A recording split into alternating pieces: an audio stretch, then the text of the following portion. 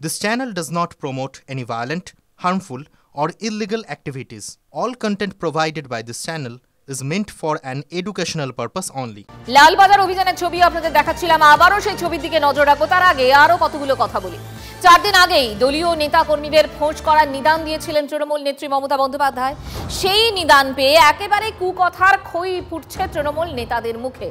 Fair and bright night and day cream, ত্বক থাকবে bright সারাদিন, পলিউশন ফ্রি, ঠিক যেন রাতের ফোঁটা সাদা ফুল। সারাদিন হ্যাপি ব্রাইট স্কিন। প্রতিবাদ দেখলেই হুমকি। অশোকনগরের প্রাক্তন তৃণমূল কাউন্সিলরের হুঁশিয়ারি, মা বোনকে বিকৃত ছবি করে দেওয়ালে টাঙিয়ে দিয়ে আসবো। ঠিকই শুনলেন, এমনই বিকৃত ভাষা তৃণমূল নেতার মুখে। দেখুন এই প্রতিবেদন আপনাদের সঙ্গে আমি মঞ্জিরা। নেত্রীর নির্দেশে দোষীদের ফাঁসি চেয়ে ব্লকে ব্লকে তৃণমূলের প্রতিবাদ। ব্যানারে লেখা, মা বোনেদের সম্মান আমাদের সকলের সম্মান। সেই ব্যানারের সামনে দাঁড়িয়ে প্রতিবাদীদের মা বোনকেই বিকৃত ভাষায় হুঁশিয়ারি উত্তর 24 পরগনার অশোকনগরের তৃণমূল নেতার। মমতা বন্দ্যোপাধ্যায়কে চরিত্র নিয়ে গালাগালি করছেন, আপনার বাড়ির দরজায় গিয়ে আপনার মা বোনকে বিকৃত ছবি করে আপনার বাড়ির দেওয়ালে টানিয়ে দিয়ে আসবো। শুনে রাখবেন, আজকে দাঁড়িয়ে বলে গেলাম।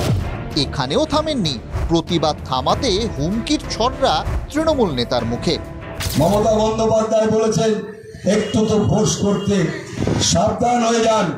রাজপথে তৃণমূল কংগ্রেস ধৈর্য নিয়ে বসে আছে। আমরা যদি একটু পাড়ায় পাড়ায় সন্ধ্যে সকালবেলা একটু ফোর্স করি, পারবেন তো বাড়ি থেকে বেরাতে? 28 অগস্ট তৃণমূল ছাত্র পরিষদের মঞ্চ থেকে ফোঁস করার নিদান দিয়েছিলেন মমতা বন্দ্যোপাধ্যায়। তারপরই তৃণমূল নেতাদের মুখে মুখে ঘুরছে ফোঁস শব্দটা। আপনাদের কাজ হচ্ছে চক্রান্তকারীদের মুখোশ খুলে দিয়ে ফোর্স করতে শিখুন, ফোর্স করতে শিখুন। অভিযুক্ত তৃণমূল নেতা অশোকনগরের প্রাক্তন কাউন্সিলর অতীশ সরকার। এই মুহূর্তে অতীশের স্ত্রী তৃণমূল কাউন্সিলর। ভিডিও ভাইরাল হতেই বিতর্ক চরমে। মমতা ব্যানার্জিকে সাসপেন্ড করা উচিত, এটা হয়েছে ডিউ টু মমতা ব্যানার্জি। দেখুন, দলটারই রুচি মানে বিকৃত, নাহলে এই ধরনের কথা কেউ বলে? কিছুক্ষণের মধ্যেই 1 বছরের জন্য অতীশকে সাসপেন্ড করে তৃণমূল। ক্ষমা চান অতীশও। আমি কোনো মা বোন দিদি কাউকে অসম্মান করার জন্য আমি আমার এই বক্তব্য প্রকাশ করিনি। সমস্ত ঘটনার পরিপ্রেক্ষিতে আমি আমার এই মন্তব্য করেছি। তারপরেও যদি বাংলার এবং রাজ্যের মা বোনেরা দুঃখ পায়, আমি হাত জোর করে আমি ক্ষমা চাইছি। রাজনৈতিক মহলের ব্যাখ্যা, হুমকি দিতে গিয়ে সরাসরি মমতা বন্দ্যোপাধ্যায়ের কথা টেনেছেন অতীশ। প্রতিবাদীদের হুঁশিয়ারি দিতে গিয়ে বিকৃত ভাষায় মহিলাদের আক্রমণ করেছেন, যাদের একটা বড় অংশ তৃণমূলের ভোট ব্যাংক। কত বড় ভোট ব্যাংক তার খানিকটা রবিবারই বুঝিয়েছেন সিউড়ির তৃণমূল বিধায়ক। মমতা ব্যানার্জিকে গঙ্গার জলে ফেলার ক্ষমতা তোমাদের নেই। মমতা ব্যানার্জিকে গঙ্গার জলে ক্ষমতা যদি কার থাকে, তাহলে বাংলার এই মহিলা বাহিনীর আছে। অঙ্কই বলে দিচ্ছে অতীশের মন্তব্যে কতটা বেকায়দায় পড়তে পারে তৃণমূল। তাই বিড়ম্বনা কমাতে সঙ্গে সঙ্গে সাসপেনশনের নির্দেশ। যদিও বিরোধীরা প্রশ্ন তুলছেন, দলীয় ব্যবস্থায় কি এসে যায়, প্রশাসন ব্যবস্থা নিচ্ছে না কেন? এফআইআর করে কিছু হবে না, এই সিস্টেমটাকে বদলাতে হবে। কত এফআইআর করবেন? প্রতিদিন দেখছি এক এক করে তৃণমূলের নেতা গজাচ্ছে, কোনো না কোনো বিকৃত কথা বলছে। পুলিশ প্রশাসন কি ব্যবস্থা নেবে, নাকি শাসক পক্ষ হওয়ায় ছাড় পেয়ে যাবেন অশোকনগরের তৃণমূল নেতা? দীপঙ্কর দাসের রিপোর্ট, TV9 বাংলা। জেলায় জেলায় ফোঁস করছেন তৃণমূল নেতারা, মানে শাসক দলের নেতারা। বদল নয়, এখন শাসক নেতাদের মুখে বদলার সুর। তবে কি তৃণমূলের স্লোগান পাকাপাকি ভাবে বদলেই গেল, উঠছে প্রশ্ন।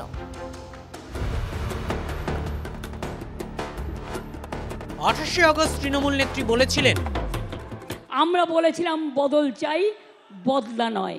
আজ বলছি ও কথা নয়, আজ বলছি যেটা করার দরকার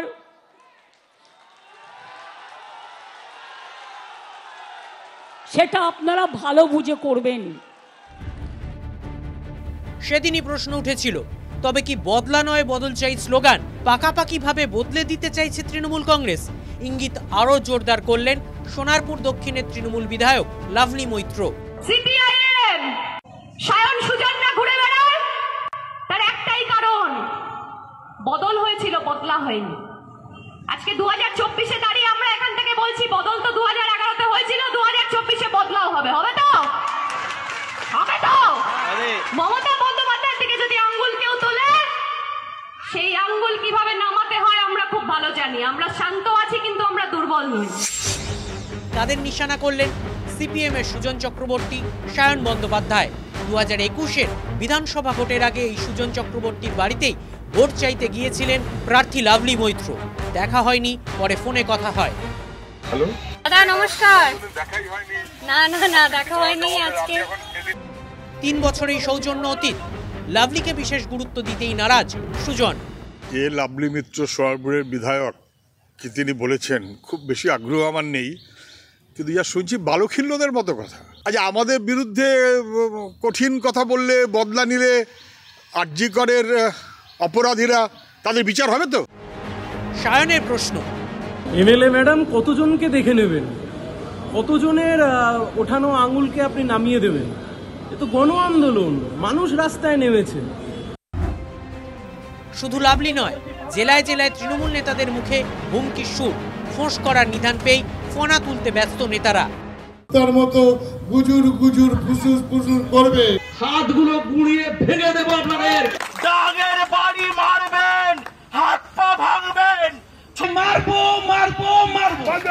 বাহিনী জিপটা ছিঁড়ে নেবে, কোমর থেকে পা পর্যন্ত ঠ্যাংগুলো ভেঙে দেবে।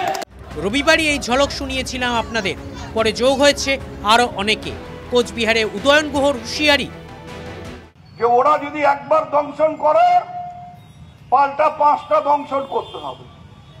ওরা যদি একটা দাঁত বসায় পাল্টা 5টা দাঁত বসানোর বন্দোবস্ত করতে হবে। বিকাশ রায় চৌধুরী বলছে মমতার বিরুদ্ধে যে বলবে তার জিপ নাকি ছেড়ে ফেলা হবে। এমএলএ সিউড়ি, এটা হয়েছে ডিউ টু মমতা ব্যানার্জি।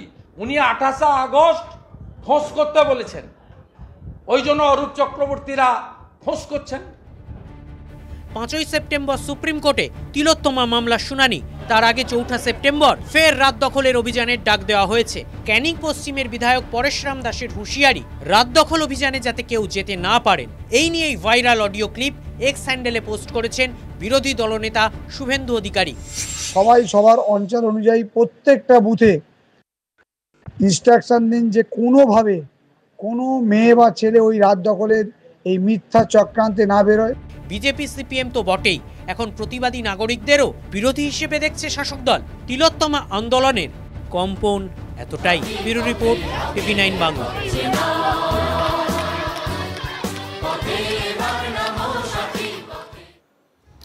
ফোঁস করেছেন কাঞ্চন মল্লিক। অভিনেতা, উত্তরপাড়া তৃণমূল বিধায়ক আজগর কাণ্ডে উত্তাল বাংলা। এমন একটা আবহে শাসক নেতারা যদি ফোঁস করেন তাহলে যা হওয়ার তাই হচ্ছে। কর্মবিরতি নিয়ে কাঞ্চন কথায় বিতর্কে ঢেউ আছড়ে পড়েছে উত্তরপাড়া থেকে টলিপাড়ায়।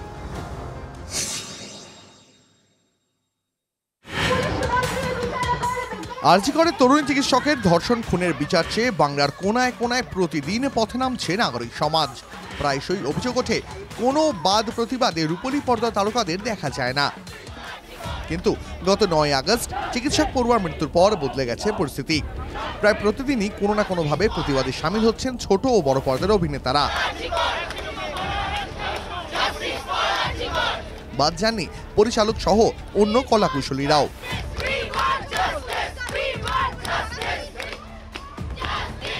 রবিবার শহর জুড়ে ছিল তিলোত্তমাদের মহামিছিল,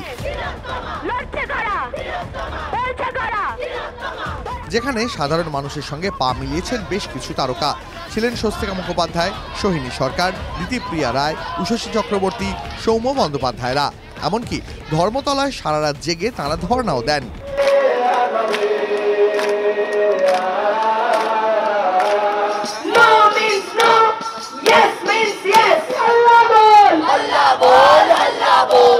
এমন একটা আবহে আগুনে ঘি ঢেলেছেন হুগলির উত্তরপাড়া তৃণমূল বিধায়ক অভিনেতা কাঞ্চন মল্লিক। জুনিয়র চিকিৎসকদের কর্মবিরতির প্রসঙ্গে দেখুন কি বলেছেন কাঞ্চন।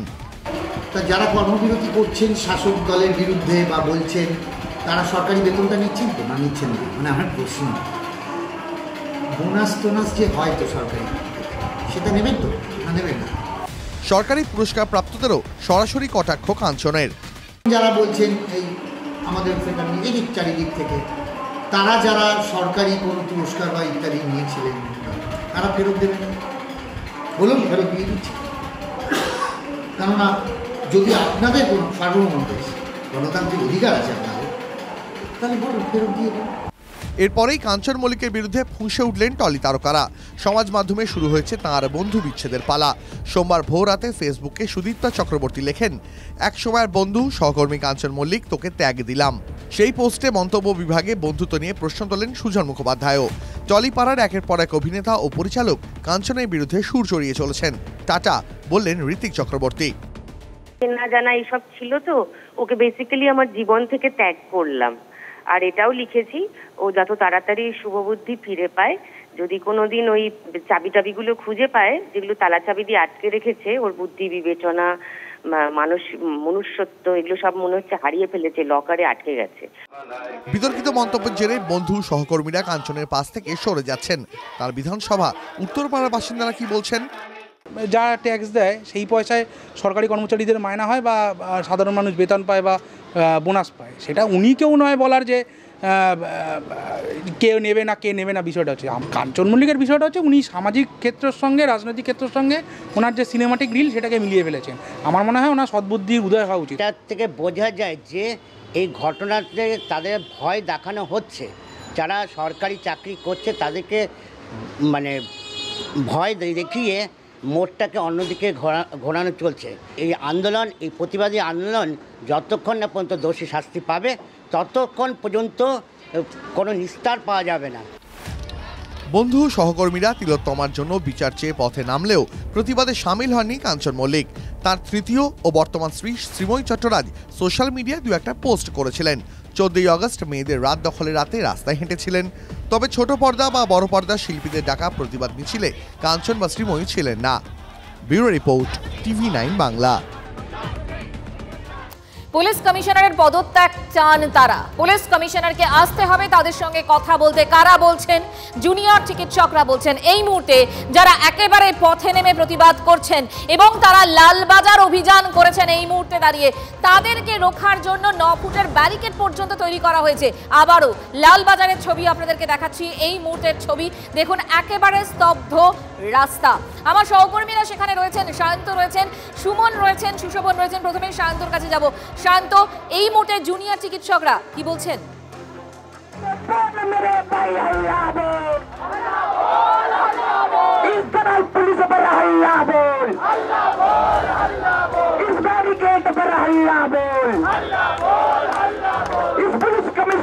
দেখো, জুনিয়র চিকিৎসকরা কিন্তু একটা আলটিমেটাম দিয়ে দিয়েছে, 10 মিনিট তারা এইখানে বসে অপেক্ষা করবেন।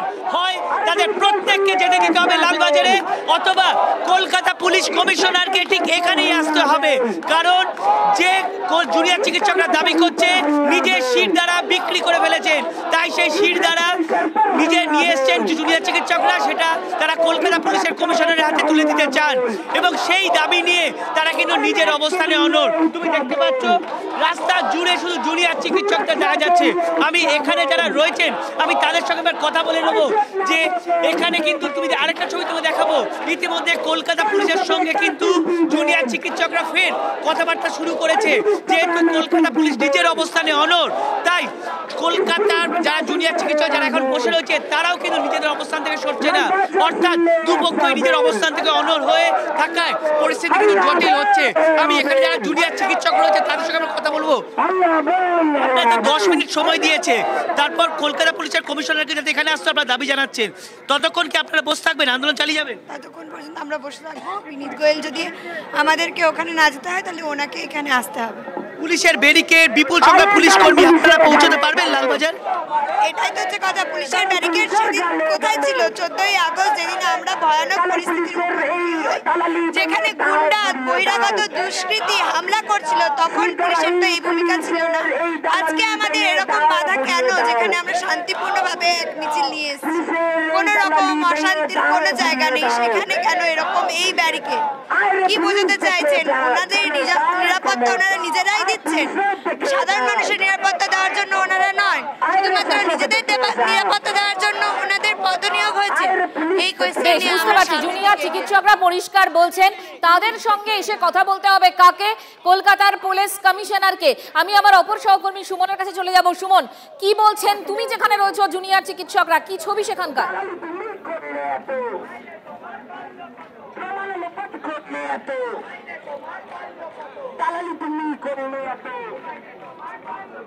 একেবারে দেখো সেই ছবিটাই তোমাকে দেখাবো। এখানে যে টপ আইপিএস অফিসার আমি বলছিলাম তোমাকে, রূপেশ কুমার, বিদিশা কলিতা থেকে শুরু করে ইন্দিরা মুখার্জি ডিসি সেন্ট্রাল, তারা প্রত্যেকে উপস্থিত রয়েছেন এবং তারাও নিজেদের মধ্যে কথা বলছেন। অন্যদিকে আন্দোলনরত ছাত্রছাত্রীদের যারা প্রতিনিধি, তারাও কিন্তু নিজেদের মধ্যে আলোচনা চালিয়ে যাচ্ছেন, কারণ তারা তাদের দাবিতে অনড় যে যতক্ষণ না কলকাতা পুলিশের পুলিশ কমিশনার এখানে এসে তাদের সঙ্গে কথা বলছেন ততক্ষণ কিন্তু তারা দাবি থেকে সরবেন না। পুলিশও কিন্তু মহাবিভাগে পড়েছে এই সময়, কারণ 10 মিনিটের আলটিমেটাম আর কিছুক্ষণের মধ্যে শেষ হবে। সেক্ষেত্রে তারা কিন্তু ব্যারিকেড ভেঙে এগিয়ে যাওয়ার হুঁশিয়ারি দিয়ে রেখেছেন এবং এই মুহূর্তে বিরাট মিছিল। এই যে 10 মিনিটের আলটিমেটামের কথা তোমরা বলছো, তুমিও বলছো, শান্তও বলছো, 10 মিনিট সময় পার হয়ে গেলে তারপর কি? সেই জায়গায় পুলিশও কিন্তু ডিসিশন নেওয়ার আগে নিজেদের মধ্যে বারবার করে কথা বলে নিচ্ছে, তার কারণ ছাত্রছাত্রীদের এই আলটিমেটাম তারা মানবে কি মানবে না সেটাই এখন দেখার। দেখো 10 মিনিট সময় পার হয়ে গেলে তাদের বক্তব্য যে তারা ব্যারিকেড ভেঙে এগিয়ে যাবেন, তারা কথা বলার চেষ্টা করবেন সিপির সাথে, পুলিশ কমিশনারের সাথে, এবং সেই জন্যই কিন্তু তারা এখন অপেক্ষারত। আমি কথা বলার চেষ্টা করবো কয়েকজনের সাথে। আপনারা 10 মিনিটের কথা বলেছিলেন, 10 মিনিট তো হয়ে 10 মিনিট সময় দেওয়া হয়েছে, 10 মিনিটের তো শেষ হয়ে গেল। এবারে যদি না বেরোয় সিপি, তাহলে আমরা সিদ্ধান্ত নিয়েছি আমরা নিজেরা যাবো। এবার দেখা যাক কি হয়, কিছু বলা যাচ্ছে না। 10 মিনিট সময় বসে 10 মিনিটের মধ্যে ব্যারিকেড ভেঙে এগিয়ে যাবেন। এই মুহূর্তে আমি ছবিটা দেখাবো, কলকাতা পুলিশের সঙ্গে তাদের এখনো কিন্তু বচসা চলছে। তারা কিন্তু রীতিমতো বারবার কলকাতা পুলিশের কমিশনারের সঙ্গে দাবিতে অনড় এবং সেই জন্য কিন্তু তারা বক্তব্য রাখছেন, কথা বলছেন। সুমন, কি কথা হচ্ছে সেটা কি একটু শোনা যাবে? আমি একবার কথা বলার চেষ্টা করব দাদা। কিঞ্জল, উনি এখান থেকে এগোতে দেবে না। কিঞ্জল 10 মিনিট তো হয়ে গেল। কিঞ্জল, না না, আমরা সেই ব্যাপারে কথা বলছি। একেবারে মঞ্জুরা, সে কথাই শোনানোর চেষ্টা করছি তোমাকে, যে তারা বলছেন যে সে ব্যাপারে কথা বলছেন, কারণ 10 মিনিট হয়ে গিয়েছে। আমি কথাটা শোনানোর চেষ্টা করব।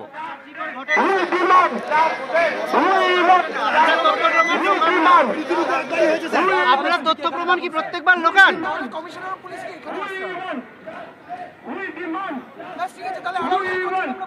ঠিক আছে স্যার, পরীক্ষা নিচ্ছে, আমরা পরীক্ষা দেব।